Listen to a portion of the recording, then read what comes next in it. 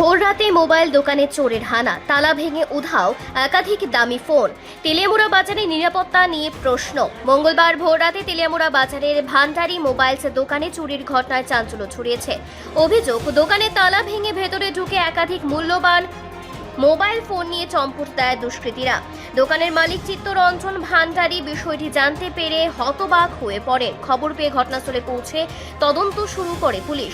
ঠিক কতগুলি mobile phone খোয়া গেছে এবং মোট ক্ষয়ক্ষতির পরিমাণ কত তা খতিয়ে দেখা হচ্ছে। পাশাপাশি আশপাশের এলাকার সিসিটিভি ফুটেজ এবং অন্যান্য সূত্র তদন্তের আওতায় আনা হচ্ছে বলে জানা গেছে।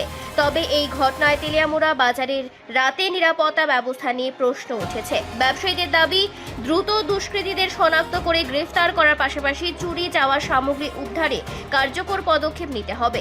এখন পুলিশের তদন্তেই অপেক্ষা, কবে এই চুরির রহস্যের কিনারা হয়।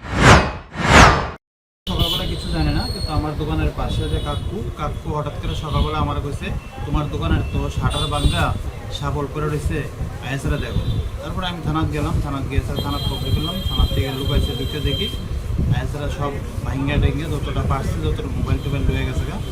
এবং লোকটারা দেখে মনে হচ্ছে মানে মার্কেটের মধ্যে দেখছি কিন্তু কোথাও বলতে পারে না। যেমন সামনে লাইভ ডিমো আসলো, লাইভ ডিমোটা নিচে গা দোকানে ঢুকে আবার ব্যাগ সহকারে ব্যাগ লয়ে গেছে, ব্যাগ দিয়ে মাল লয়ে গেছে। কয়জন লোক আসলো? একজন দেখছি তো, একজনে সিসিতে মোটামুটি যতটা দেখছি একজন লোক আসলো। চিনতে পারছেন নি আপনাদের? না, চিনতে পারছি না।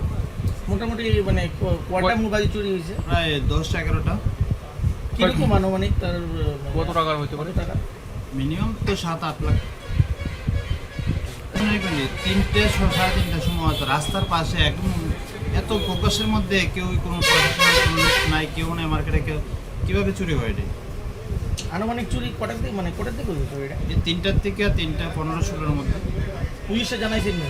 পুলিশে জানাইছি, পুলিশে দেখছে, দেখে তারা সাবলটা লয়ে গেছে।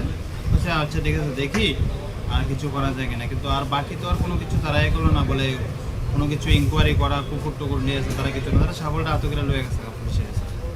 তেলিয়ামুড়া মানে কি এত রোডের পাশে একদম থানার থেকে কতটুকু দূরে, একদম কাছে তো। এরকম যদি হয় তাহলে সাইড ফাইডের মার্কেটের মধ্যে কী দেবো?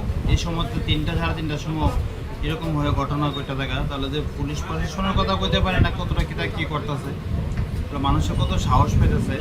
ইয়ার থেকে হয়তো থানার থেকে হতে না 200 মিটার দূরে এই অবস্থা, তাহলে সাইডের উপরে কী হইব?